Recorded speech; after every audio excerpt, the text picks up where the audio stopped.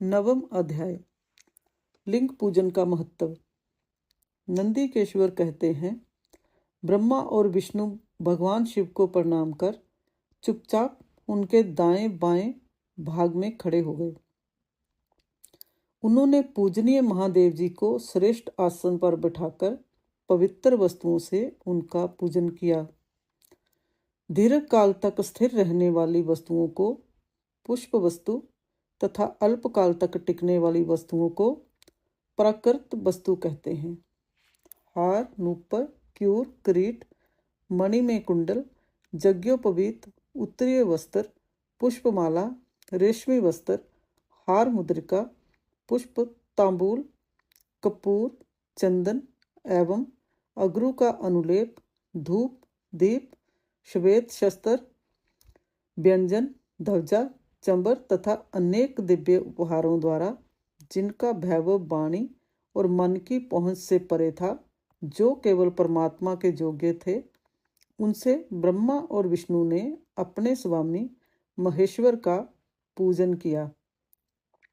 इससे प्रसन्न होकर भगवान शिव ने दोनों देवताओं से मुस्कुराकर कहा, पुत्रों, आज तुम्हारे द्वारा की गई पूजा से मैं बहुत प्रसन्न हूँ।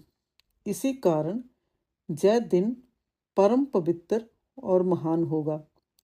जय तिथि शिवरात्रि के नाम से प्रसिद्ध होगी और मुझे परम प्रिय होगी।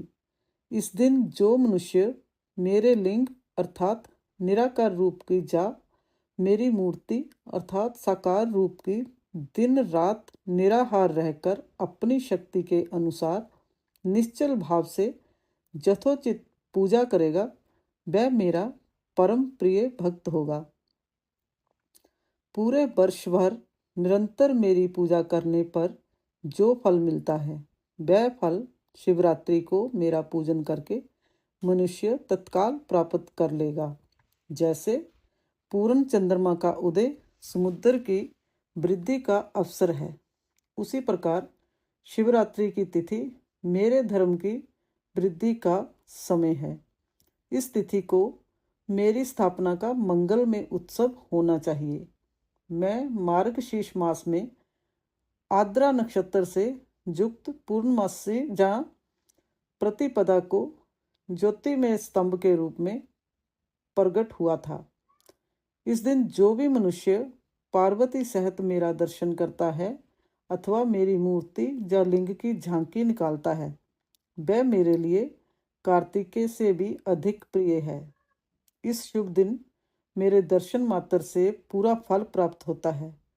यदि दर्शन के साथ मेरा पूजन भी किया जाए तो इतना अधिक फल प्राप्त होता है कि वाणी द्वारा उसका वर्णन नहीं किया जा सकता।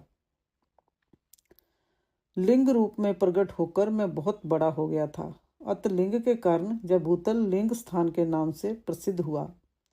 जगत के लोग इसका दर्शन और पूजन कर सकें, इसके लिए जय अनादि और अनंत ज्योति स्तंभ अथवा ज्योति में लिंग अत्यंत छोटा हो जाएगा। जय लिंग सब प्रकार के भोग सुलभ कराने वाला तथा भोग और मोक्ष का एकमात्र साधन है। इसका दर्शन, स्पर्श और ध्यान प्राणियों को जन्म और मृत्यु के कष्ट से छुड़ाने वाला है। शिवलिंग के यहाँ प्रकट होने के कारण जय स्थान अरुणाचल नाम से प्रसिद्ध होगा तथा यहाँ बड़े बड़े तीर्थ प्रकट होंगे। इस स्थान पर रहने या मरने से जीवों को मोक्ष प्राप्त होगा। मेरे दो रूप हैं, साकार और निराकार। पहले मैं स्तंभ रूप में प्रकट हुआ, फिर अपने साक्षात रूप में ब्रह्म भाव मेरा निराकार रूप है तथा महेश्वर भाव मेरा साक्षात रूप है। ये दोनों ही मेरे सिद्ध रूप हैं। मैं ही परब्रह्मा परमात्मा हूँ। जीवों पर अनुग्रह करना मेरा कार्य है। मैं जगत की वृद्धि करने वाला होने के कारण ब्रह्म कहलाता हूँ। सर्वस्त्र स्थित होने के कारण मैं ही सबकी आत्मा हूँ। सर्ग से लेकर अनुग्रह तक जो जगत संबंधी 5 कृत्य हैं, वे सदा ही मेरे हैं। मेरी ब्रह्म रूपता का बोध कराने के लिए पहले लिंग प्रकट हुआ, फिर अज्ञात ईश्वर तत्व का साक्षात्कार कराने के लिए मैं जगदीश्वर रूप में प्रकट हो गया। मेरा सकल रूप मेरे ईश्वर तत्व का और निष्कल रूप मेरे ब्रह्म स्वरूप का बोध कराता है। मेरा लिंग मेरा स्वरूप है और मेरे सामीप्य की प्राप्ति कराने वाला है। मेरे लिंग की स्थापना करने वाले मेरे उपासक को मेरी समानता की प्राप्ति हो जाती है तथा मेरे साथ एकत्व का अनुभव करता हुआ संसार सागर से मुक्त हो जाता है। वह जीते जी परमानंद की अनुभूति करता हुआ शरीर का त्याग कर शिवलोक को प्राप्त होता है, अर्थात मेरा स्वरूप हो जाता है।